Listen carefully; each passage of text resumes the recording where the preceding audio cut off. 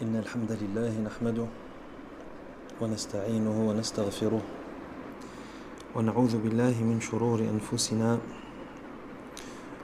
وسيئات أعمالنا من يهده الله فلا مضل له ومن يضلل فلا هادي له وأشهد أن لا إله إلا الله وحده لا شريك له وأشهد أن محمدًا عبده ورسوله صلى الله عليه وسلم أما بعد فإن أصدق الحديث كتاب الله وخير الهدي هدي محمد صلى الله عليه وسلم وشر الأمور محدثاتها وكل محدثة بدعة وكل بدعة ضلالة وكل ضلالة في النار أما بعد فيقول الإمام ابن القيم رحمه الله تعالى فصل ومن عقوباتها أنها تخون العبد أحوج ما يكون إلى نفسه. L'imam Ibn al-Qayyim rahimahullah dit que parmi les conséquences néfastes des péchés, il y a le fait que les péchés vont trahir le serviteur au moment où il est le plus dans le besoin. Donc les péchés et les actes de désobéissance, ça te trahit. Et ça te trahit à quel moment? Au moment où tu es dans la situation la plus délicate et au moment où tu es le plus dans le besoin. À ce moment-là, tes péchés ils viennent et ils te trahissent. Et c'est ce que va nous expliquer l'imam Ibn al-Qayyim rahimahullah dans ce chapitre. Il dit فإن كل أحد محتاج إلى معرفة ما ينفعه وما يضره في معاشه ومعاده وأعلم الناس أعرفهم بذلك على التفصيل وأقواهم وأكيسهم من قوي على نفسه وإرادته فاستعملها فيما ينفعه وكفها عما يضره. Imam Ibn al-Qayyim rahimahullah, il va déjà poser une introduction qui va nous permettre de comprendre en quoi est-ce que les péchés ça nous trahit. Il nous dit que chacun d'entre nous a besoin de connaître ce qui lui est profitable et ce qui lui est nuisible, que ce soit dans ce bas monde ou dans l'au-delà. C'est-à-dire qu'en tant que serviteur, en tant qu'être humain, on a tous besoin de savoir qu'est-ce qui est bon et ce qui est mauvais, qu'est-ce qui est profitable, qu'est-ce qui ne l'est pas, qu'est-ce qui est utile, qu'est-ce qui ne l'est pas, qu'est-ce qui va m'apporter quelque chose de bon, de bien, et qu'est-ce qui va m'apporter quelque chose de mal. Pourquoi? Pour que ce qui est bénéfique et profitable, je le fais. Ce qui est bénéfique et profitable pour moi dans ce bas monde et dans l'au-delà, je le ferai, je prendrai ce chemin. Et ce qui me sera nuisible, ce qui me fera du mal, je m'en écarte, afin que je réussisse dans ce bas monde et dans celui de l'au-delà. Donc on a tous besoin de connaître cela. On a tous besoin de connaître qu'est-ce qui va être un bien pour nous et qu'est-ce qui va être un mal. Il dit وَأَعْلَمُ النَّاسِ أَعْرَفُهُمْ بِذَلِكَ عَلَى التَّفْصِيلِ. Et il dit les gens les plus savants et les gens les plus instruits, ce sont les gens qui connaissent mieux cela en détail. Ce sont les gens qui connaissent le plus cela en détail, c'est-à-dire ce qui est profitable et ce qui ne l'est pas. Au plus la personne va connaître la différence entre ces deux choses en détail, au plus elle sera considérée comme une personne qui sait, une personne qui a des connaissances, une personne qui est instruite. Il dit, et le plus fort et le plus avisé d'entre eux est celui qui domine son âme et sa volonté. Il dit وَأَقْوَاهُمْ وَأَكْيَسُهُمْ مَنْ قَوِيَ عَلَى نَفْسِهِ وَإِرَادَتِهِ. Donc il ne suffit pas de connaître le bien et le mal, mais c'est également une question de domination de son âme, comme ça avait été expliqué précédemment. Il ne suffit pas de connaître ce qui est bien et ce qui est mal, et après faire ce qui est mal et ne pas faire ce qui est bien. Mais après avoir connu le bien et le mal, il faut dominer son âme, il faut avoir une détermination afin d'accomplir le bien et de s'écarter du mal. Donc c'est pour ça qu'il nous dit que et le plus fort et le plus avisé d'entre eux, c'est celui qui domine son âme et qui domine sa volonté et qui l'utilise en ce qui lui profite et l'empêche de faire ce qui lui nuit. Donc ça c'est les deux choses importantes à connaître. L'imam Ibn al-Qayyim, rahimahullah, il met en évidence et il explique ces deux grands fondements. Donc, premièrement, on a besoin de connaître il est où le bien, il est où le mal, il est où le profit, elle est où la nuisance. Et ensuite, il faut qu'on prenne le contrôle et qu'on domine notre âme et notre volonté afin d'imposer à notre âme de prendre le bon chemin et de s'écarter du chemin qui mène à la perte et à l'anéantissement. Donc les deux étapes. Ensuite, il continue, il dit وَفِي ذَلِكَ تَفَاوَتَتْ مَعَارِفُ النَّاسِ وَهِمَمُهُمْ وَمَنَازِلُهُم فأعرفهم من كان عارفا بأسباب السعادة والشقاوة وأرشدهم من آثر هذه على هذه كما أن أسفههم من عكس الأمر. Il continue rahimahullah, il dit que وفي ذلك تفاوتت معارف الناس وهممهم ومنازلهم. Sur base de cela, c'est-à-dire le fait de distinguer le bien du mal et le fait de dominer son âme afin de lui faire prendre le chemin du bien et de l'écarter du chemin du mal, il dit à ce sujet تفاوتت معارف الناس. Les connaissances des gens, elles diffèrent, elles se distinguent les unes des autres. Tafawut, il y a du tafawut, il y a des différences, il y a des gens qui connaissent cela en détail, d'autres qui ne le connaissent pas en détail, d'autres qui ne le connaissent même pas. Et il y en a qui connaissent, qui ont un haut degré de savoir, mais une faible domination de leur âme, etc. etc. Donc il y a du tafawut. Les niveaux sont différents. C'est pour ça qu'il dit les connaissances, les déterminations et les rangs des gens diffèrent. Donc les connaissances diffèrent, les déterminations et les volontés diffèrent également, et donc leurs rangs vont différer. Celui qui sait n'est pas comme celui qui ne sait pas. Et celui qui domine son âme n'est pas comme celui qui ne domine pas son âme. Il dit فَأَعْرَفُهُمْ مَنْ كَانَ عَارِفًا بِأَسْبَابِ السَّعَادَةِ وَالشَّقَاوَةِ. Il dit donc, le plus savant des gens, c'est celui qui connaît les causes du bonheur et du malheur. Donc celui qui connaît le chemin du bien et qui connaît le chemin du mal. Ça, c'est la personne la plus savante. Il dit وَأَرْشَدُهُمْ مَنْ آثَرَ هَذِهِ عَلَى هَذِهِ. Et la personne la plus guidée, c'est celle qui va préférer la voie du bonheur à la voie du malheur. Parce que comme il vient de nous l'expliquer, rahimahullah, tu peux connaître le bon chemin et le mauvais chemin, tu sais que ça c'est le bon chemin et tu sais que ça c'est le mauvais chemin. Mais, faiblesse d'âme, tu n'arrives pas à dominer ton âme, les passions sont fortes, les tentations sont déchaînées, et tu prends le mauvais chemin alors que tu sais que c'est le mauvais chemin. Et tu délaisses le bon chemin alors que tu sais que c'est le bon chemin.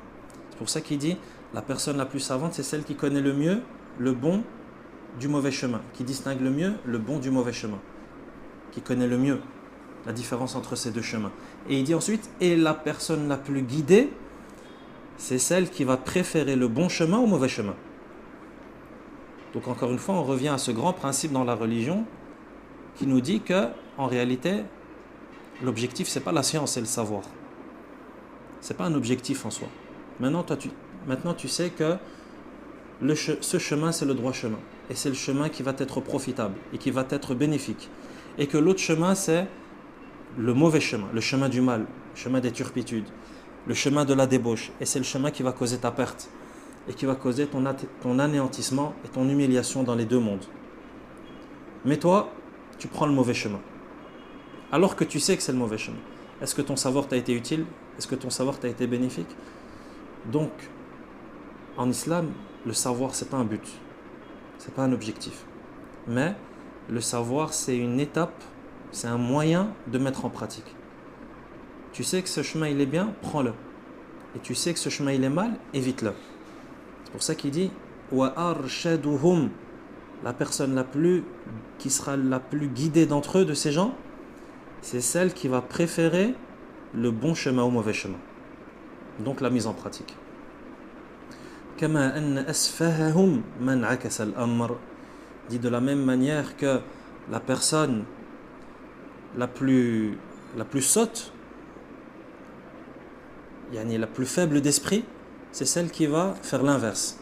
Elle va préférer le mauvais au bon chemin. Et c'est là que, donc tout ça, il est toujours en train de nous faire l'introduction. Il nous prépare le terrain. Comme ça, on comprend pourquoi est-ce que les péchés, ça, nous trahit. Comment est-ce qu'un péché, ça peut nous trahir? Il y a un péché, c'est un être humain avec qui tu as une relation qui va te trahir? Non, walakin ça va te trahir. Pourquoi? Regarde ce qu'il va dire. Il dit وَالْمَعَاصِ تَخُونُ الْعَبْدِ أَحْوَجَ مَا كَانَ إِلَى نَفْسِهِ فِي تَحْصِيلِ هَذَا الْعِلْمِ وإيثار الحظ الأشرف العالي الدائم على الحظ الخسيس الأدنى المنقطع فتحجبه الذنوب عن كمال هذا العلم وعن الاشتغال بما هو أولى به وأنفع له في الدارين. Il dit c'est là où les péchés vont intervenir. Donc on répète, toi en tant que serviteur, tu as besoin de savoir quel est le bon chemin et quel est le mauvais chemin. Et ensuite, tu as besoin d'avoir la force et la détermination de préférer le bon chemin au mauvais chemin. Donc tu as deux grands besoins. Le premier besoin, la théorie, il est où le bon chemin, il est où le mauvais chemin. Et le deuxième besoin, deuxième étape, la pratique. Ça veut dire j'ai besoin de la force et de la détermination nécessaire et de la volonté afin de préférer ce bon chemin et de prendre le bon chemin et de m'écarter du mauvais chemin. Afin de ne pas faire partie des sots, des gens qui sont faibles d'esprit. Il dit Al-ma'asi takhunu al-'abd ahwaja ma kana ila nafsihi fi tahsil hadha al-'ilm wa ithar al-hadh al-ashraf al-'ali ad-da'im 'ala al-hadh al-khasis al-adna al-munqati'. Il dit les péchés ils trahissent l'homme au moment où il a le plus besoin d'obtenir ce savoir et de préférer ce qui est noble, élevé et éternel à ce qui est vil, bas et éphémère. Donc toi, lorsque tu es dans le besoin d'obtenir ce savoir, cette théorie qui va te permettre de distinguer le bien du mal, et lorsque tu auras besoin de préférer et de prendre le bon chemin et de ne pas prendre le mauvais, à ce moment-là, les péchés vont venir et ils vont te trahir. Au moment où tu as besoin d'obtenir cette théorie et au moment où tu as besoin de préférer ce qui est noble, ce qui est élevé, ce qui est éternel, c'est-à-dire le bon chemin, le chemin du paradis, à ce qui est vil, à ce qui est bas et à ce qui est éphémère. Il dit, les péchés lui cachent la perfection de cette science, de ce savoir, et l'empêche de préférer ce qui est meilleur et plus utile pour lui dans les deux mondes, dans les deux demeures. Il dit فَتَحْجُبُهُ الذُّنُوبُ عَنْ كَمَالِ هَذَا الْعِلْمِ. Comment est-ce que les péchés ils trahissent le serviteur à ce moment-là? Les péchés ils vont venir et ils vont cacher, ils vont voiler la perfection et la beauté de ce savoir. عن كمال هذا العلم وعن الاشتغال بما هو أولى به وأنفع له في الدارين. Donc les péchés ils vont venir trahir la personne en le voilant vis-à-vis de la perfection de cette théorie et de sa clarté. Ça veut dire que tu ne seras pas en mesure de faire la distinction. Et le bien va devenir le mal et le mal va devenir le bien. Premièrement. Et deuxièmement, عن الاشتغال بما هو أولى به وأنفع له في الدارين. Et les péchés vont également venir trahir la personne. Comment? Il dit en l'empêchant de préférer ce qui est meilleur et plus utile pour lui dans les deux demeures. Donc peut-être que toi, tu as reçu la théorie et que la théorie est claire chez toi et tu sais que ça c'est le bien et que ça c'est le mal, mais les péchés vont venir te trahir en t'empêchant de préférer le bon au mauvais chemin. En t'empêchant de mettre en pratique cette théorie que tu as. Donc toi tu sais que ce chemin il est mauvais. Mais malgré ça, tu le prends. Faiblesse de foi, faiblesse d'âme, etc. à cause de la trahison des péchés. Il dit rahimahullah فإذا وقع في مكروه واحتاج إلى التخلص منه خانه قلبه ونفسه وجوارحه وكان بمنزلة رجل معه سيف قد غشيه الجرب ولازم قرابه بحيث لا ينجذب مع صاحبه إذا جذبه فعرض له عدو يريد قتله فوضع يده على قائم سيفه واجتهد ليخرجه فلم يخرج معه فدهمه العدو وظفر به. Il continue rahimahullah et il dit toujours dans l'explication et l'illustration de la trahison des péchés. Il dit, lorsque la personne elle se trouve dans une situation compliquée, peu importe, makrouh, une situation désagréable, et que cette personne elle a besoin de s'en défaire, de sortir de cette situation compliquée, de cette situation désagréable. Il dit, à ce moment-là, son cœur, son âme et ses membres vont le trahir. Son cœur, son âme et ses membres, ça veut dire sa force physique, ils vont le trahir. Il dit, il sera à ce moment-là semblable à un homme qui possède une épée recouverte de rouille. Yani, tu as une épée, mais elle est rouillée. Et elle est coincée dans son fourreau. Le fourreau, donc l'étui de l'épée. Si bien qu'il ne peut la dégainer. Hein? Toi, tu as une épée, Allahumma barik, mais l'épée, elle est collée dans son étui, dans son fourreau. Pourquoi? Parce qu'elle a rouillé. Hein? Une épée qui rouille et qui est dans son fourreau, est-ce que tu peux la retirer? Quand tu viens pour la retirer, pour la dégainer, est-ce qu'elle sort? Non. Pourquoi? Parce qu'elle colle avec la paroi, avec le fourreau. Imagine par exemple une épée qui n'a pas été utilisée pendant des dizaines d'années, voire des centaines d'années.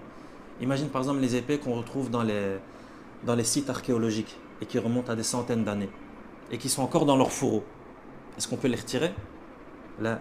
Pourquoi? Parce qu'elles ont fait qu'un avec le fourreau, tellement elles ont rouillé et les matières ont fusionné ensemble, etc. Il dit là c'est pareil. Il a dit, t'as ton épée, mais tu n'arrives pas à t'en servir. Au moment où tu en as besoin, tu n'arrives pas à t'en servir. Et elle reste coincée dans son fourreau. Tu essaies de la retirer, mais elle est bloquée. Elle est collée. Elle est rouillée. Il dit si bien qu'il ne peut pas la dégainer. Il dit un ennemi qui vient pour le tuer se présente à lui. Et il porte la main, la poignée de son épée, essaye de la dégainer, mais sans y parvenir. Il n'arrive pas à sortir son épée. Si bien que l'ennemi l'attaque et le bat. Toi, tu te fais attaquer. Tu te fais agresser. Un ennemi vient pour te tuer. Et toi, tu as une épée. Et tu dis, moi, de toute façon, j'ai une épée. Masha'Allah. Elle va me servir et celui qui vient, c'est fini. Et donc, quelqu'un vient, t'agresse, vient pour te tuer. Et toi, lorsque tu vas pour sortir ton épée, elle ne sort pas. Il dit, c'est la même chose avec les péchés. Tu te retrouves dans une situation compliquée, là où tu as besoin de ton épée. Mais cette fois-ci, c'est plus ton épée, mais tu as besoin de ton cœur, tu as besoin de ton âme, tu as besoin de tes membres. Il dit, et là, ces choses-là nous trahissent. De la même manière que ton épée, elle t'a trahi en restant coincée dans le fourreau. Pourquoi? Parce qu'elle a rouillé. Parce que c'est toi qui l'as laissé rouiller. L'imam Ibn al-Qayyim, rahimahullah, quand il nous dit cet exemple, ce qui nous fait comprendre, c'est que c'est nous qui avons laissé rouiller notre épée. Parce qu'on ne s'en est pas occupé. On ne l'a pas astiqué.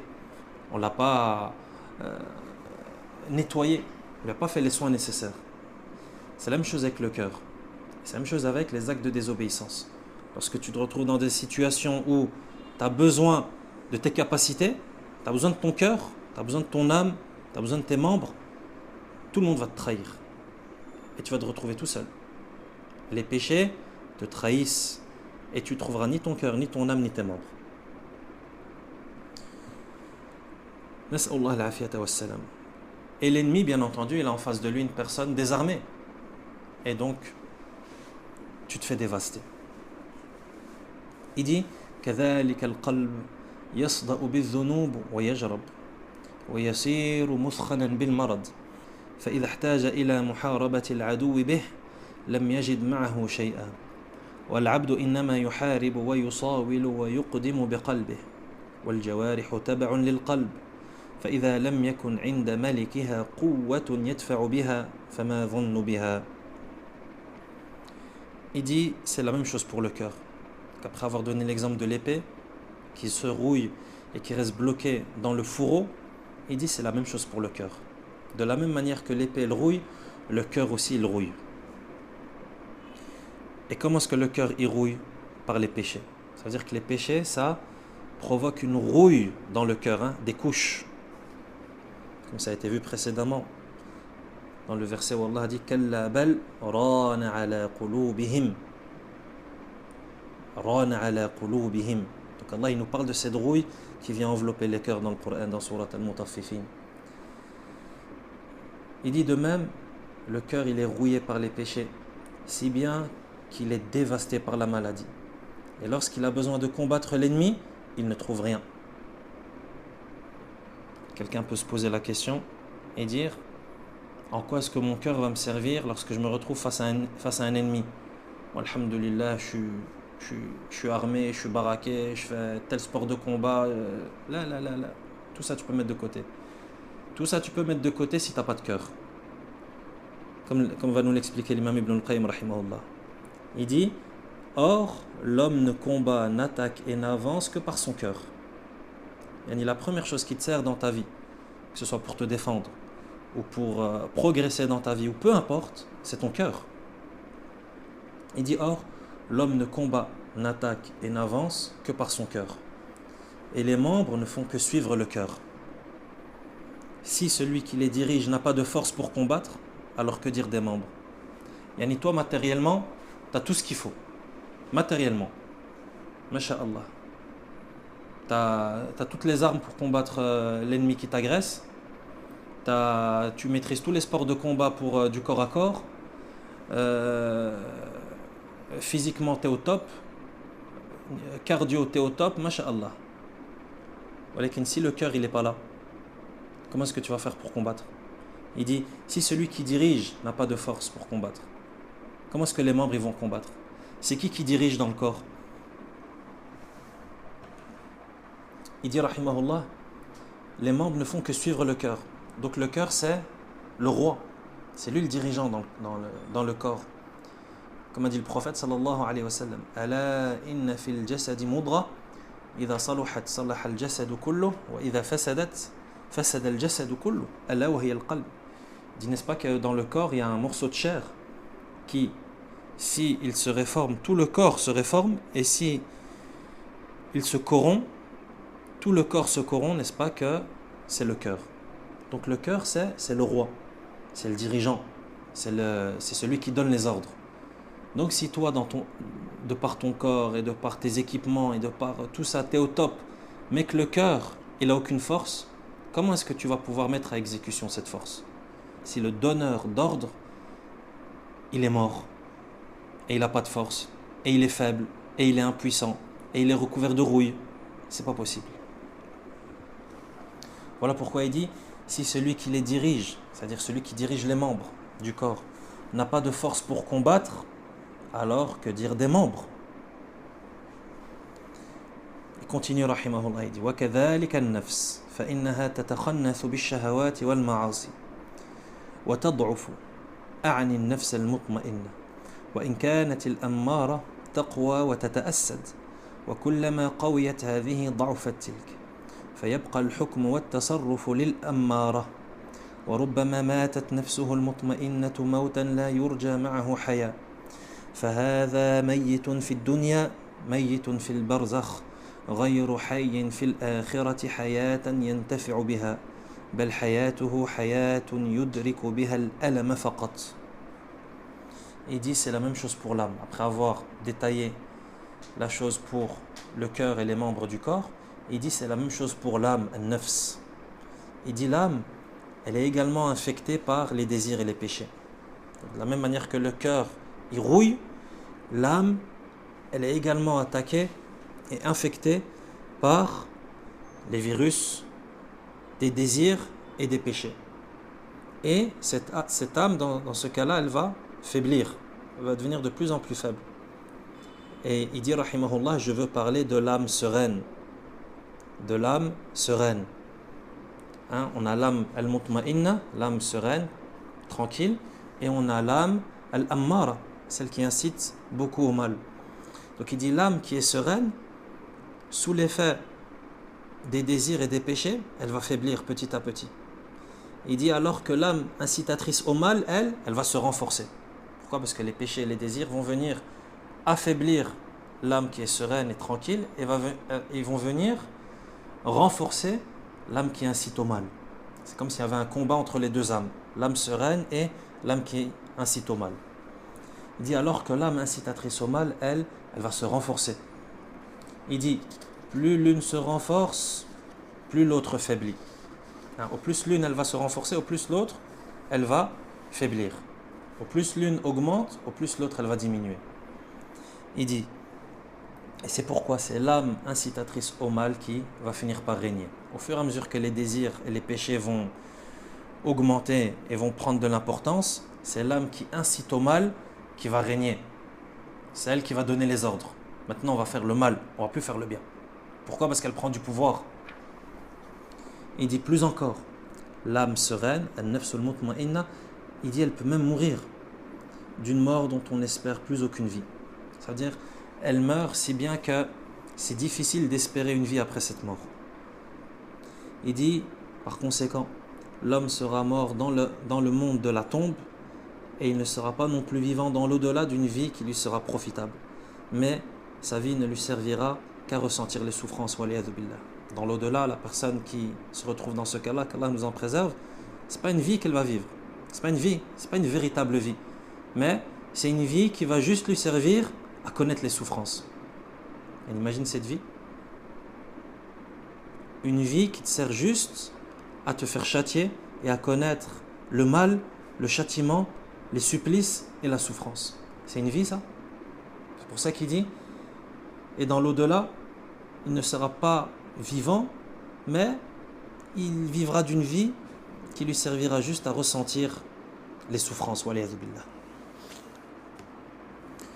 Il dit والمقصود أن العبد إذا وقع في شدة أو كربة أو بلية خانه قلبه ولسانه وجوارحه عما هو أنفع شيء له فلا ينجذب قلبه للتوكل على الله والإنابة إليه والجمعية عليه والتضرع والتذلل والانكسار بين يديه ولا يطاوعه لسانه بذكره وإن ذكره بلسانه لم يجمع بين قلبه ولسانه فينحبس القلب على اللسان بحيث يؤثر الذكر ولا ينحبس القلب واللسان على المذكور بل إن ذكر أو دعا ذكر بقلب لاه ساه غافل ولو أراد من جوارحه أن تعينه بطاعة تدفع عنه لم تنقد له ولم تطاوعه.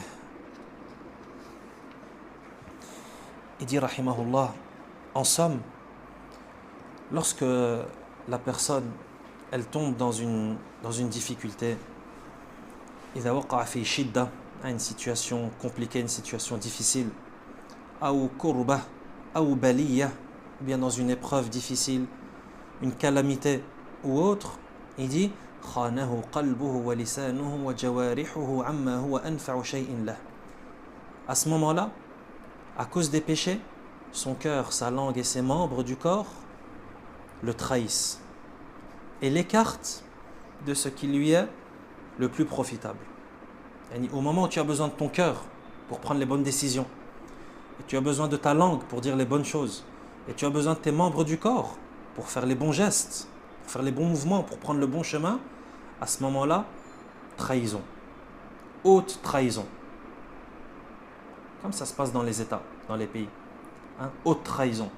Ça veut dire quelqu'un de haut placé, un ministre, un président d'une grande institution étatique, dans une situation, l'État il se retrouve dans une situation difficile et cette personne haut placée, elle trahit l'État.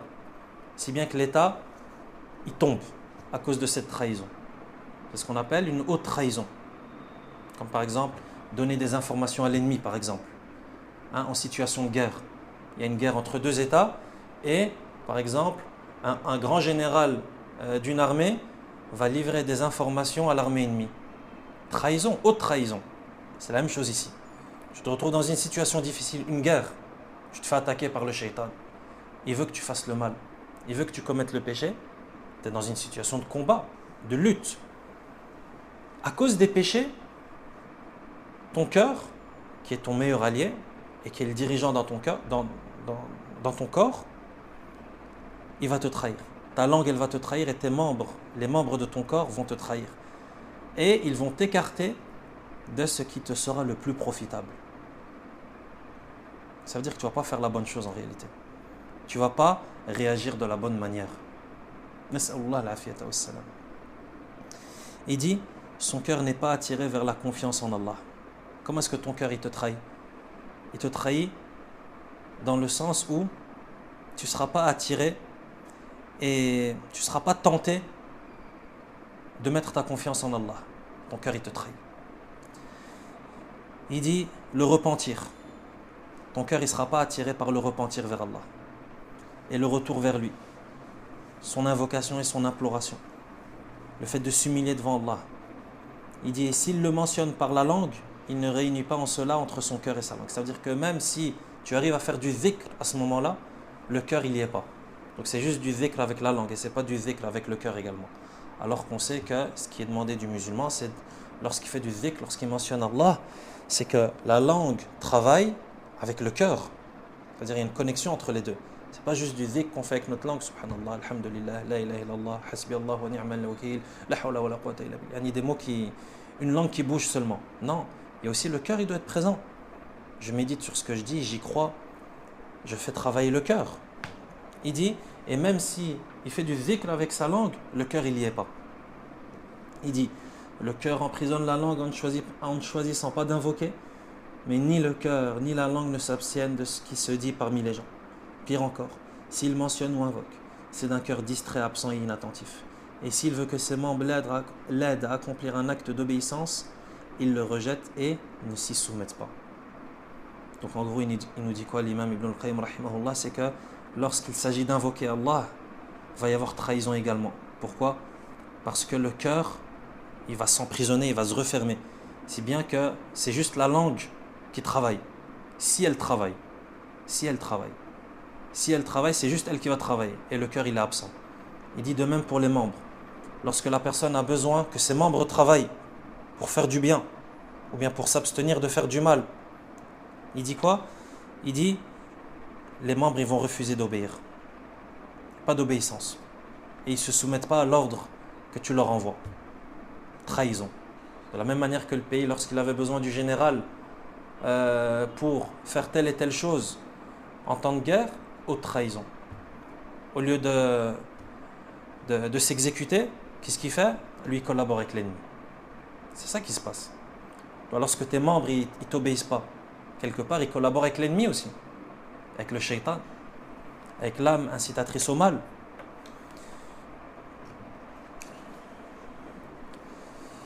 Il dit وَهَذَا كُلُّهُ أَثَرُ الذُّنُوبِ وَالْمَعَاصِي. Il dit tout cela, c'est la conséquence des péchés et des actes de désobéissance. Et toutes ces trahisons dont il vient de nous détailler les choses, il dit c'est la conséquence et c'est causé par quoi? Par les péchés et les actes de désobéissance. Il dit كَمَنْ لَهُ جُنْدٌ يَدْفَعُونَ عَنْهُ الْأَعْدَاءَ فَأَهْمَلَ جُنْدَهُ وَضَيَّعَهُمْ وأضعفهم وقطع أخبارهم ثم أراد منهم عند هجوم العدو عليه أن يستفرغوا وسعهم في الدفع عنه بغير قوة. Regarde l'exemple qu'il va donner. Il dit tous tes alliés, tous tes soldats, le cœur, ta langue, ton âme, les membres de ton corps dont tu as besoin pour lutter dans cette vie. Il dit tout cela, ils te trahissent de la même manière que quelqu'un qui possède une armée. Un président, un souverain, un roi, peu importe. Imagine quelqu'un qui possède une armée. Une armée qui le protège des ennemis. C'est à ça que ça sert une armée. Mais ce roi, ça veut dire il néglige ses soldats, il néglige son armée. L'armée qu'il possède. وَضَيَّعَهُمْ. Il ne s'occupe pas d'eux, il les abandonne. وَأَضْعَفَهُمْ. Au contraire, il les affaiblit. Et au lieu de les financer, de leur organiser un ministère qui va s'occuper d'eux. C'est pas ça qui se passe dans les pays. Il n'y a pas un ministère de la Défense. De quoi il s'occupe le ministère de la Défense? De la gestion de l'armée, etc., de la défense du pays. Non, lui, il ne fait pas tout ça. Il n'y a pas de ministre de la Défense, il n'y a rien du tout. L'armée, elle est là, elle ne s'occupe pas d'eux, ils font ce qu'ils veulent. Et au contraire, il les affaiblit. Donc non seulement il ne s'occupe pas d'eux, mais en plus de ça, il les affaiblit. Ça veut dire il leur envoie de la nourriture empoisonnée par exemple. Ou bien il leur donne pas à boire. Et lorsqu'il leur donne à boire, la boisson il y a quelque chose dedans. Ou bien il propage des virus dans son armée, des maladies mortelles. Est-ce que c'est imaginable? Pourtant c'est ce qu'il fait. Il dit il les affaiblit. Il affaiblit lui-même son armée. Au lieu de leur donner et de financer son armée pour qu'elle soit au top au niveau technologique, au niveau armement, lui il les met au plus bas niveau, il les affaiblit. Il n'y a pas de communication. Pas de communication avec son armée. Il n'y a rien. ثم أراد منهم عند هجوم العدو عليه أن يستفرغوا وسعهم في الدفع عنه بغير قوة. Et il dit, et malgré tout ça, ensuite, ce roi, il veut de cette armée que lorsqu'il y a un ennemi qui l'attaque, cette armée met tout en œuvre pour le défendre sans aucune force. Et toi, tu as une armée, tu t'en occupes pas. Tu la négliges. Tu la finances pas. Tu fais pas le nécessaire pour qu'elle soit au bon niveau. Au contraire, tu les affaiblis. Peut-être même en les tuant. Tu romps toute communication entre toi et cette armée. Et ensuite, lorsque tu te fais attaquer, tu dis, mon armée, je me fais attaquer, venez me défendre. Prenez la défense de votre roi. Est-ce que tu as fait le nécessaire pour qu'il te défende? Il dit, c'est la même chose toi et ton cœur. C'est la même chose avec toi et ton cœur, ta langue, tes membres du corps, etc. C'est ton armée, c'est tes soldats dont tu as besoin pour lutter dans cette vie. Mais si tu veux que la lutte ait lieu à ton avantage, il faut s'occuper de son armée. Et il ne faut pas couper le financement, il ne faut pas l'affaiblir, il ne faut pas la négliger. Qu'Allah subhanahu wa ta'ala fasse miséricorde à l'imam Ibn al-Qayyim rahimahullah pour nous donner ce genre d'exemple, pour nous donner ce genre de métaphores qui viennent éclairer les choses de manière magistrale. Rahimahullah ta'ala. Ensuite, il passe à un exemple encore plus effrayant que ça, et même le plus effrayant. Il dit هذا وثم أمر أخوف من ذلك وأدهى منه وأمر وهو أن يخونه قلبه ولسانه عند الاحتضار والانتقال إلى الله تعالى فربما تعذر عليه النطق بالشهادة كما شاهد الناس كثيرا من المحتضرين أصابهم ذلك حتى قيل لبعضهم قل لا إله إلا الله فقال لا أستطيع أن أقولها. Donc là, il nous parle depuis le début, il nous parle de quoi? La trahison des péchés vis-à-vis de nous lorsqu'on se retrouve dans des situations compliquées, lorsqu'on se retrouve dans des épreuves difficiles. C'est quoi l'épreuve la plus difficile? C'est quoi la plus grande épreuve?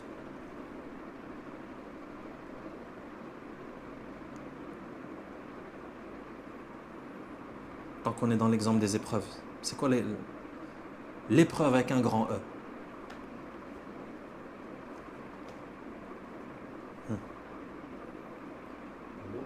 La mort. Le moment où ça doit bien se passer. Le moment que tu ne dois pas rater. La mort. La conclusion. Le finish. S'il y a un moment où tu ne dois pas te rater, c'est là. Il dit à ce moment-là, il dit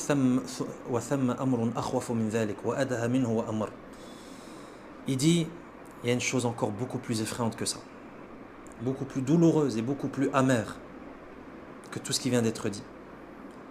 C'est quoi? Il dit, c'est que le cœur et la langue vont trahir la personne au moment de l'agonie, c'est-à-dire lorsque la mort elle arrive, et au moment du voyage, du grand voyage vers Allah subhanahu wa ta'ala, la plus grande épreuve qui soit.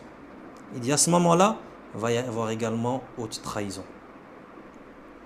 Il dit, et donc, la personne sera peut-être incapable de prononcer l'attestation de foi. La personne sera incapable de dire La ilaha illallah au moment de mourir. Comme on peut le constater les gens pour nombre de mourants. Il dit, rahimahullah, comme c'est des choses que les gens ont pu constater dans de nombreux cas, chez beaucoup de personnes. Au point qu'on disait à l'un d'entre eux, alors qu'il était à l'agonie en train de mourir, on lui dit, dis la ilaha illallah. Et lui il dit, j'arrive pas à le dire. Regarde la trahison, trahison du cœur, trahison de la langue. Nas'Allah al-afiyata wa salam, qu'Allah nous en préserve. Pas se sentir à l'abri de ce genre de choses, les frères. Allah ne te sent surtout pas à l'abri de ce genre de choses. Et ne te fais pas tromper par tes actes d'adoration ou par ta bonté ou ta générosité ou ta piété. Le croyant, il a peur de ce grand moment. Il a peur de ce grand interrogatoire qui va arriver.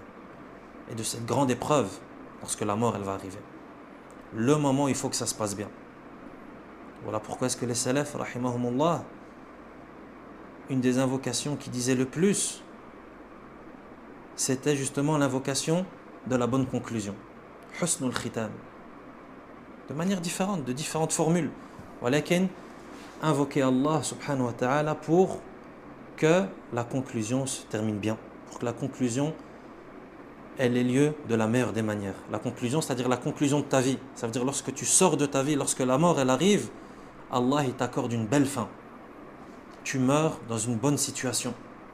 Tu meurs en disant la ilaha illallah, tu meurs sur le tawhid. Les salafs, ils avaient extrêmement peur de cela, et ils invoquaient Allah pour cela. Donc nous aussi, très important, très très important d'invoquer Allah pour qu'il ait bonne conclusion. Tu dis Allahumma inni as'aluka al-thabat 'inda al-mamat. Allahumma inni as'aluka al-thabat 'inda al-mamat. Mémorise cette invocation et invoque Allah subhanahu wa ta'ala avec le plus possible. Allahumma inni as'aluka al-thabat. Oh Allah, je te demande al-thabat. Al-thabat, la fermeté, le fait d'être ferme. 'Inda al-mamat, au moment de mourir. Yani qu'Allah t'accorde la fermeté pour que tu meurs sur le tawhid, sur la ilaha illallah, et tu ne meurs pas sur nas'Allah al-afiyata wa salam, le contraire de cela. Ou bien Allahumma inni as'aluka husna al-khatima wa husna al-khitam. Fanas'Allah azza wa jalla an yuhsina khitamana ajma'in. Donc il dit rahimahullah que certaines personnes on leur disait dis la ilaha illallah au moment de mourir, et lui il dit j'arrive pas à le dire. Il dit وقيل لآخر قل لا إله إلا الله فقال شاه رخ غلبتك ثم قضى. Il dit, et d'autres à qui on disait dis la ilaha illallah. Donc tous ces gens ils sont en train de mourir.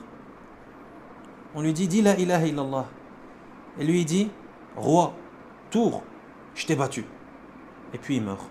Au lieu de dire la ilaha illallah, qu'est-ce qu'il dit? Il dit les mots qu'on utilise aux échecs. Le roi à la tour, échec et mat. Il dit la ilaha illallah, la échec et mat, et puis il meurt. Pourquoi? Ça c'est fort probablement parce que c'est quelqu'un qui a vécu sur les échecs. Comme le dit l'adage, man aasha ala shay mata alayh. Man aasha ala shay'in mata alayh. Celui qui vit sur quelque chose meurt dessus. Donc fais très attention à vivre sur des belles choses et à pas avoir une routine mauvaise. Pourquoi? Parce que lorsque une personne vit sur quelque chose, elle meurt dessus. Garde celui-là. Nas'Allah al-afiyata wa salam. Au moment de mourir, au lieu de dire la ilaha illallah, il est dans les échecs. Au moment de mourir. Alors que la ilaha illallah, ce n'est pas une parole difficile à dire. Et si je te dis de la prononcer là tout de suite, tu le prononces alhamdoulilah sans trop de difficulté. Voilà qu'au moment de la mort, c'est différent.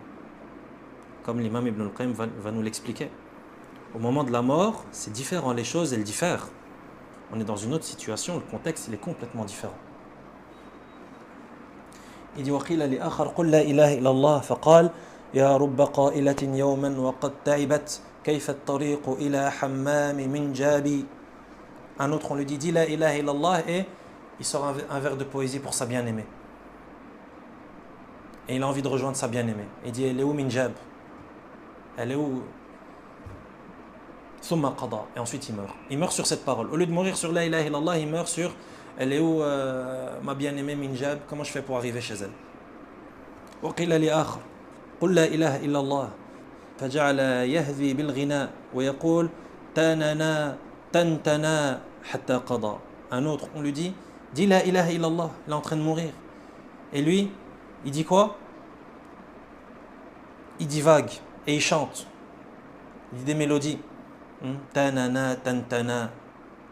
Nas'allah al-afiyya wa salam. Yani quelqu'un qui vivait sur de la musique par exemple. Et dans son cœur, au lieu qu'il y ait du Coran, au lieu qu'il y ait des paroles du prophète sallallahu alayhi wa sallam, au lieu qu'il y ait du savoir utile et bénéfique, au lieu qu'il y ait tout cela, il y a quoi? Il y a le refrain de telle musique, il y a la mélodie de tel chanteur, etc., etc. Et au moment de la mort, au lieu de dire la ilaha illallah, il va répéter le refrain de sa musique préférée dans son enfance, ou bien de sa musique préférée lorsqu'il était en vacances. Nas'allah al-afiyya wa salam. Est-ce qu'on voit maintenant comment est-ce que les péchés ils trahissent la personne? Trahison, grande trahison. Toi tu avais besoin de ton cœur et ta langue pour dire la ilaha illallah, les péchés sont venus et ils t'ont trahi. ثم قضى, et ensuite il meurt. وقيل لآخر ذلك فقال وما ينفعني ما تقول ولم أدع معصية إلا ركبتها ثم قضى ولم يقولها. Et un autre à qui on disait dis la ilaha illallah, tu es en train de mourir. Il dit ce que tu me dis ne me sera d'aucune utilité. Je n'ai laissé aucun péché sans l'accomplir. À quoi ça sert de dire ce que tu me dis? Et ensuite il meurt sans avoir dit la ilaha illallah. Et regarde, il peut se rattraper, il peut dire la ilaha illallah pour bien terminer sa vie, et lui, au lieu de le dire, il dit à quoi ça va me servir? Moi j'ai commis tous les péchés possibles et imaginables. Nas'allah al-afiyya wa salam. وقيل لآخر فقال وما يغني عني وما أعرف أني صليت لله صلاة ولم يقولها. Et un autre à qui on a dit dis la ilaha illallah, et lui dit ça va me servir à quoi? Il dit j'ai pas connaissance d'avoir accompli une seule prière pour Allah, et il meurt sans avoir dit la ilaha illallah. Et au lieu de dire la ilaha illallah, il dit quoi? Oh, moi de toute façon j'ai pas souvenir d'avoir prié une seule prière pour Allah. Il dit la ilaha illallah et il meurt sans le dire la ilaha illallah. وقيل لآخر ذلك فقال هو كافر بما يقول وقضى. نسأل الله العافية. Un autre à qui on dit dis la ilaha illallah, il dit je renie ce que tu dis, je crois pas en ce que tu dis là. نسأل الله العافية. هو كافر يعني il renie. Au lieu d'attester de la ilaha illallah, il atteste de sa mécréance. Et ensuite il meurt sur cela. وقيل لآخر ذلك فقال كلما أردت أن أقولها فلساني يمسك عنها. Et un autre à qui on dit de dire la ilaha illallah, et il répond chaque fois que je veux le dire, ma langue elle se bloque. Regarde la trahison. À chaque fois que je veux le dire, la langue elle se bloque. Il dit وأخبرني من حضر بعض الشحاذين عند موته فجعل يقول لله فلس حتى قضى. Il dit rahimahullah, et un homme qui a assisté à l'agonie d'un mendiant m'a rapporté que ce dernier s'est mis à dire pour Allah, un sou pour Allah, jusqu'à mourir. Il y a quelqu'un qui était habitué à faire la mendicité. Il a demandé s'il te plaît donne-moi de l'argent pour Allah, donne-moi c'est pour Allah, donne-moi, et il meurt sur cette parole. Celui qui vit sur quelque chose meurt dessus. Celui qui vit sur quelque chose meurt dessus. نسأل الله حسن الختام. وأخبرني بعض التجار عن قرابة له أنه احتضر وهو عنده فجعلوا يلقونه لا إله إلا الله وهو يقول هذه القطعة رخيصة هذه مشتر جيد هذه كذا حتى قضى. Il dit rahimahullah, il y a un commerçant m'a un jour informé qu'un de ses proches à l'agonie à laquelle il a assisté dit que les gens ils lui disaient dis la ilaha illallah, et lui il disait quoi? Il dit ce lot il a un bon prix et ça c'est un bon achat, jusqu'à ce qu'il meure sur cela. Et au lieu de dire la ilaha illallah, il ressort les formules qu'il disait durant son commerce. Ça c'est un bon lot, ça. Ça c'est un bon achat, c'est un bon prix. Pourquoi? Parce que toute sa vie peut-être il était dans l'insouciance totale par rapport à la religion et trop occupé par la vente et l'achat.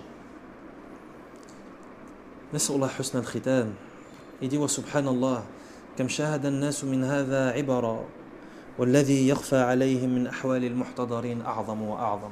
Il dit subhanallah, combien les gens ont-ils assisté à ces leçons. Al-ibar, ces leçons. Il dit, et ce qui leur échappe de la situation des mourants est bien plus grand encore. Et il dit ça, en gros, c'est juste quelques exemples auxquels les gens ont assisté. Mais il dit, ce qu'on ne sait pas, c'est encore plus grand et c'est encore plus grave. C'est encore plus grand et plus grave. Pourquoi ? Parce qu'on ne connaît que très peu d'informations par rapport à ce genre de situation, premièrement. Et deuxièmement, les informations qu'on a, c'est léger. Mais il y a encore plus grave que cela. Pourquoi ?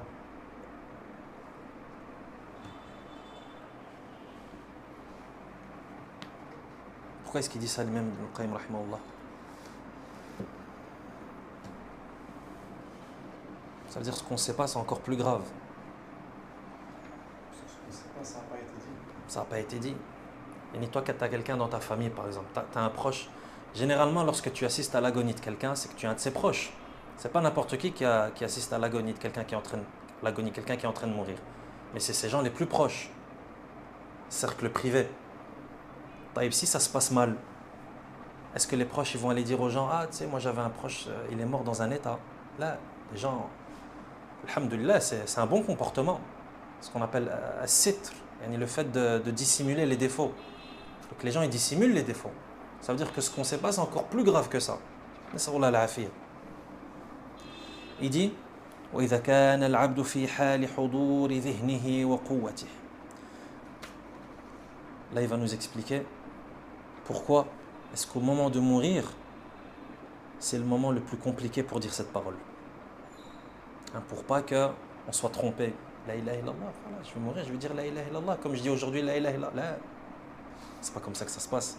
Regarde comment il va expliquer la chose. Il dit وَإِذَا كَانَ الْعَبْدُ فِي حَالِ حُضُورِ ذِهْنِهِ وَقُوَّتِهِ وَكَمَالِ إِدْرَاكِهِ قَدْ تَمَكَّنَ مِنْهُ الشَّيْطَانُ وَاسْتَعْمَلَهُ فِيمَا يُرِيدُهُ مِنْ مَعَاصِي اللَّهِ وقد أغفل قلبه عن الله وعطل لسانه عن ذكره وجوارحه عن طاعته فكيف الظن به عند سقوط قواه واشتغال قلبه ونفسه بما هو فيه من ألم النزع وجمع الشيطان له كل قوته وهمته وحشده عليه بجميع ما يقدر عليه لينال منه فرصته فإن ذلك آخر العمل فأقوى ما يكون عليه شيطانه ذلك الوقت وأضعف ما يكون هو في تلك الحال فمن ترى يسلم على ذلك فهناك يثبت الله الذين آمنوا بالقول الثابت في الحياة الدنيا وفي الآخرة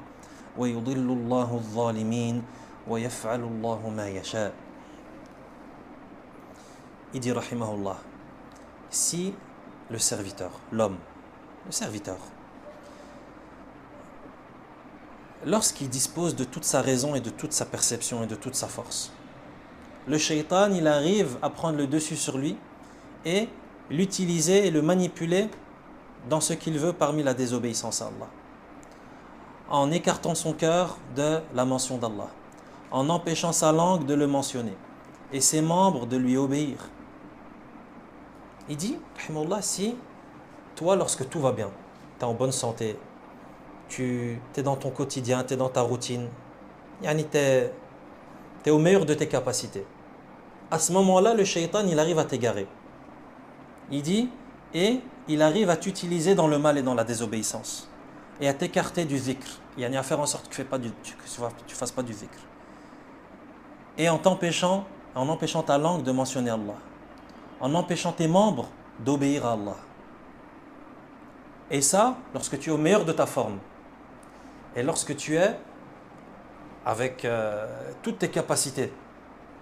Il dit, alors que dire lorsque ta force elle chute, et que ton cœur et ton âme sont occupés à ce qu'il éprouve comme souffrance liée au retrait de l'âme. Et toi, quand tu es en train de mourir, quand tu es en train d'agoniser, tu penses que c'est facile à vivre?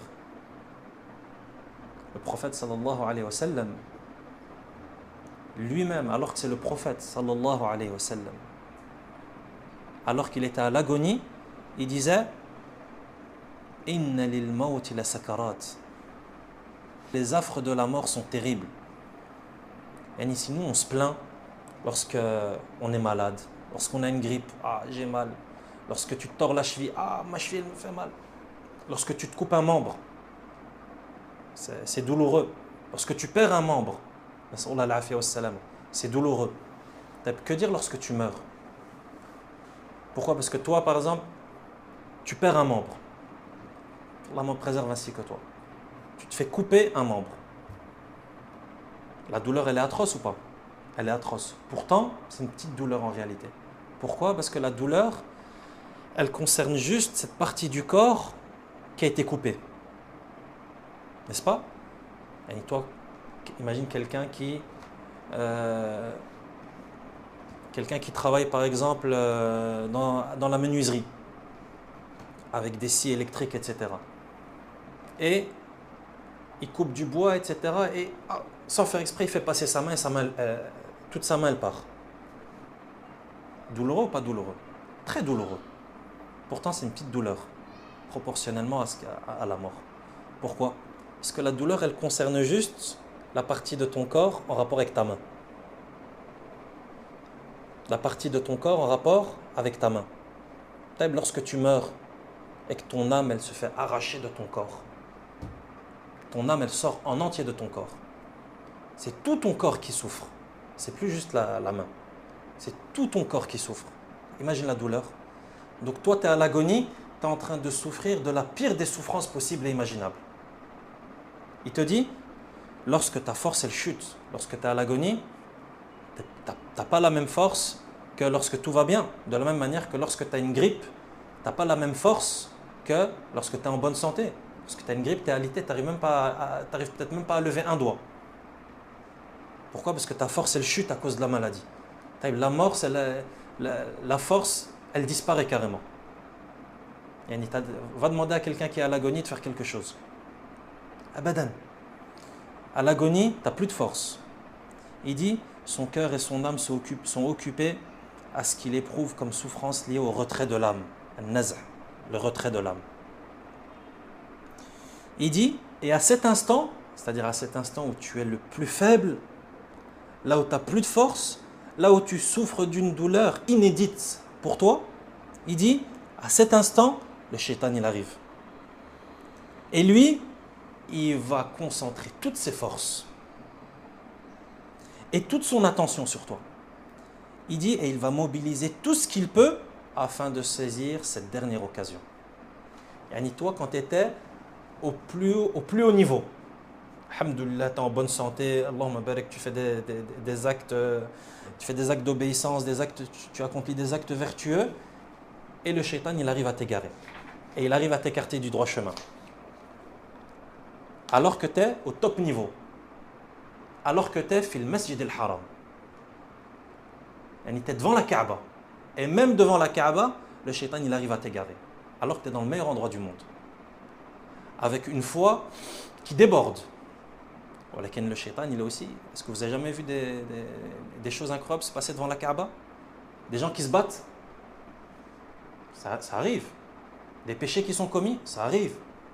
Donc regarde comment est-ce que le shaitan, il arrive à égarer la personne même lorsqu'il se trouve au top niveau.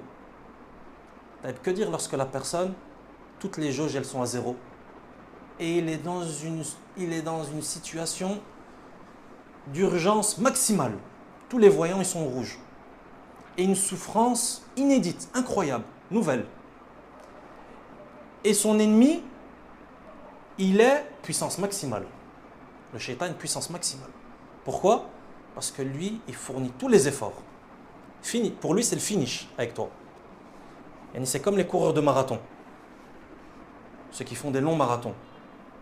Le dernier tour, on lâche. Vitesse maximale. Et on accélère et on sprint. Le shaitan, c'est la même chose avec toi lorsque tu meurs. Parce qu'il sait que pour lui, c'est la dernière occasion. Et surtout, s'il arrive à te faire glisser là, à ce moment-là, lui, il a tout gagné, toi, tu as tout perdu.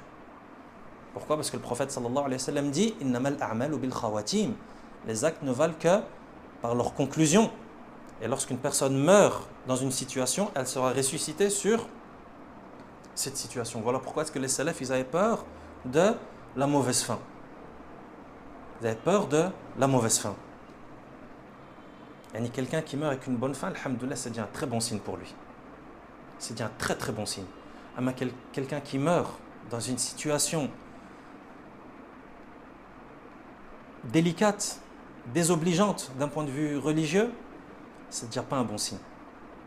C'est déjà un signe qui est vraiment pas bon. Donc toi, tu es dans cette situation.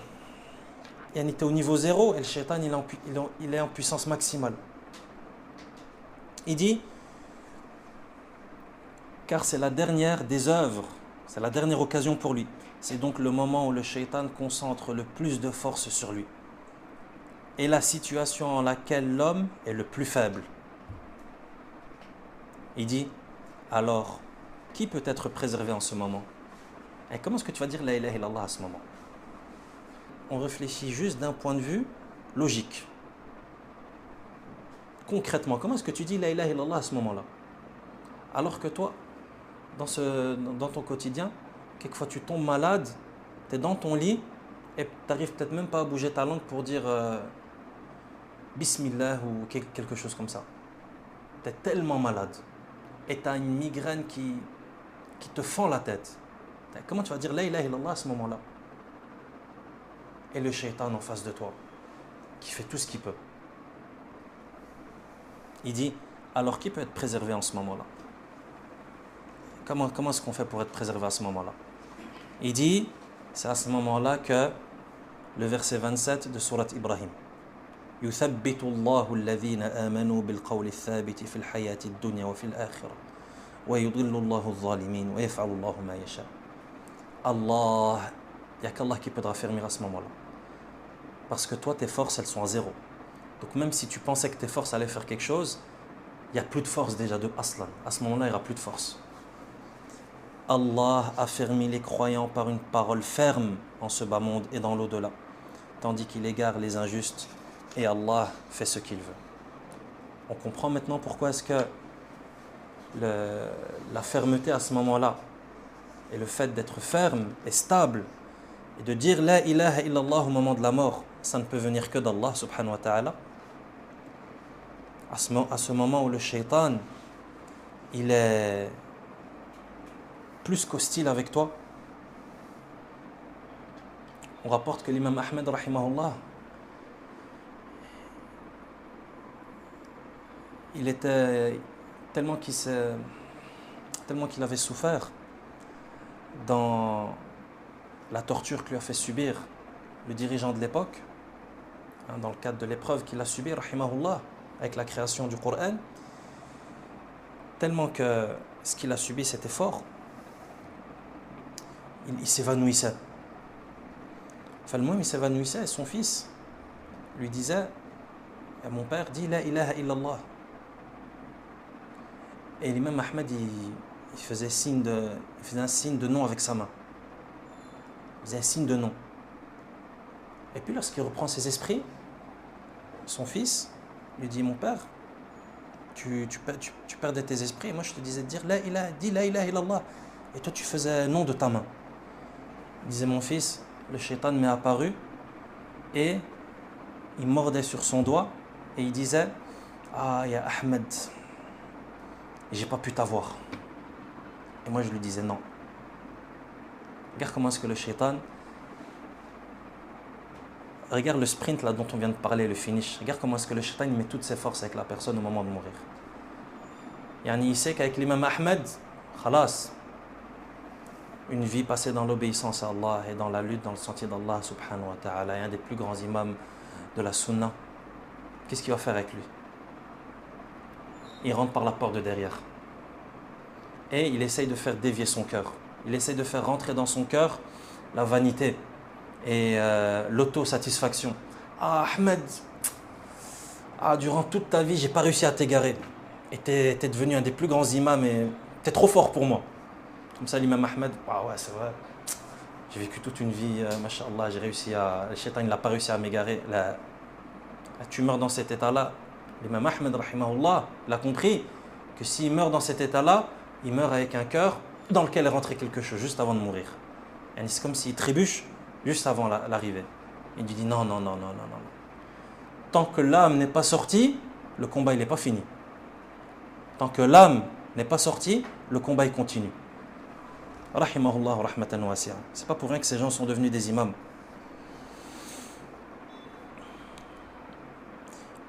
يقول رحمه الله فكيف يوفق لحسن الخاتمة من أغفل الله سبحانه قلبه عن ذكره واتبع هواه وكان أمره فرطا فبعيد من قلبه بعيد من الله تعالى وغافل عنه متعبد لهواه وأسير لشهواته ولسانه يابس من ذكره وجوارحه معطلة من طاعته مشتغلة بمعصيته بعيد من هذا العبد أن توفق للخاتمة بالحسنى.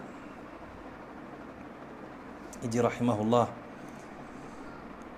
comment est-ce que la bonne fin, la bonne conclusion pourrait être accordée à celui dont le cœur est éloigné d'Allah, celui qui suit ses passions, celui qui transgresse les limites d'Allah. Il dit cela est loin de celui dont le cœur est éloigné d'Allah, distrait, celui qui adore ses passions, celui qui est prisonnier de ses désirs, celui dont la langue est sèche vis-à-vis du dhikr, celui qui ne pratique pas de dhikr, celui dont les membres ne lui vaut aucune obéissance, s'affairant plutôt à lui désobéir. Il dit, on est très loin d'accorder une bonne fin à celui qui agit de la sorte. Yani celui qui agit de la sorte, c'est peu probable et c'est lointain qu'Allah lui accorde une bonne fin. Parce que là on est en train de parler de la bonne fin. Mais pour qu'Allah nous fasse profiter de cette bonne fin et qu'Allah nous l'accorde, il faut entreprendre les causes durant toute sa vie. Il faut entreprendre les causes durant sa vie afin de connaître cette bonne fin. Mais vivre toute sa vie dans la débauche et dans la désobéissance, en se disant mais de toute façon le plus important c'est à la fin et quand un an, quand j'aurai 60 ans, 5-10 ans avant de mourir, je vais faire le hajj et je vais faire la umrah. Qui te dit que tous les péchés et tout le mal que tu commets dans ta vie vont te permettre de faire le hajj quand tu seras vieux? Et que justement ces péchés ne vont pas avoir l'effet inverse. Et effectivement, ils auront l'effet inverse. C'est ce qu'on est en train d'étudier maintenant depuis des semaines et des mois. C'est que les péchés, justement, ça t'empêche de faire le bien. Et au plus tu vas pécher, au moins tu auras envie de faire le bien. Là, tu vas arriver à 60 ans, tu as passé 40 ans dans la désobéissance, dans l'insouciance, et tu vas te réveiller et tu vas dire « Ah ouais, c'est bon, je dois faire le hajj ». Qui t'a donné cette garantie? Il dit donc celui qui vit dans cette vie d'ici-bas, dans l'insouciance et la désobéissance et l'insoumission, il dit « Ba'id », peu probable qu'Allah lui accorde une bonne fin.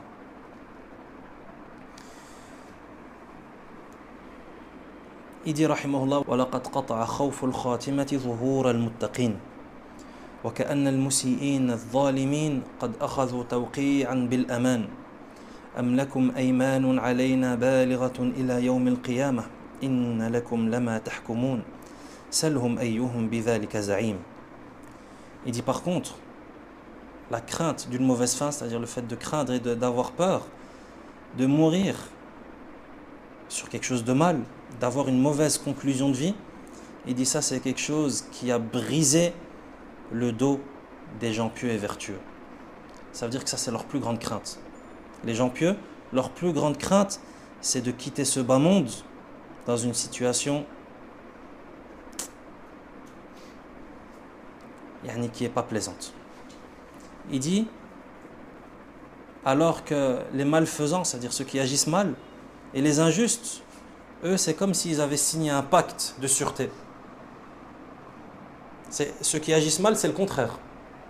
C'est comme s'ils avaient un pacte. Comme Allah dit dans Surat Al-Qalam, versets 39 et 40.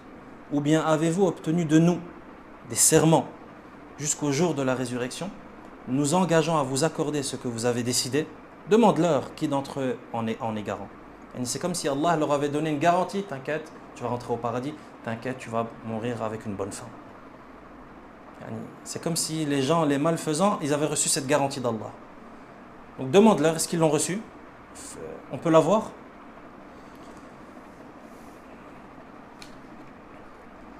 Par contre, les pieux et les vertueux, ils ont peur. Ils ont peur que leurs péchés les trahissent à la mort. Ensuite, l'imam Ibn al-Qayyim rahimahullah clôture avec des vers de poésie. يا آمنا مع قبيح الفعل منه أهل أتاك توقيع أمن أنت تملكه جمعت شيئين أمنا واتباع هوى هذا وإحداهما في المرء تهلكه والمحسنون على درب المخاوف قد ساروا وذلك درب لست تسلكه فرطت في الزرع وقت البذر من سفه فكيف عند حصاد الناس تدركه هذا وأعجب شيء منك زهدك في دار البقاء بعيش سوف تتركه من السفيه إذن بالله أنت أم المغبون في البيع غبنا سوف يدركه.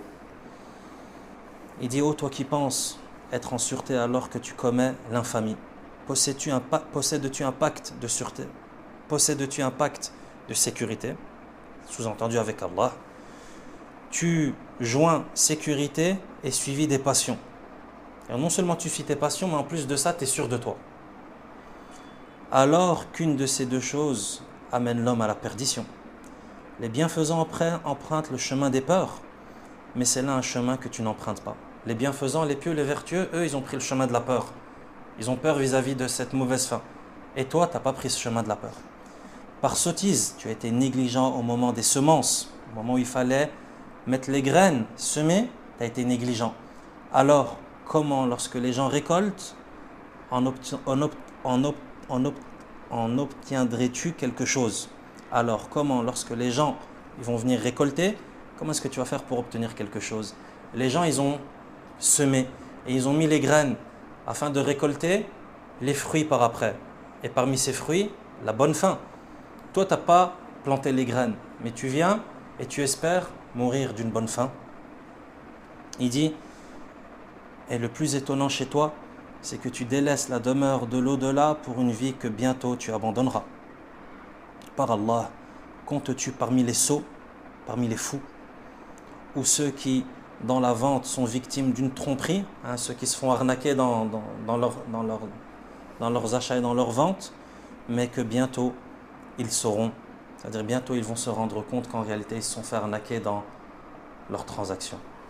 نسأل الله سبحانه وتعالى أن يمن علينا بحسن الختام إنه على ذلك قدير وصلى الله وسلم على نبينا محمد وعلى آله وأصحابه أجمعين.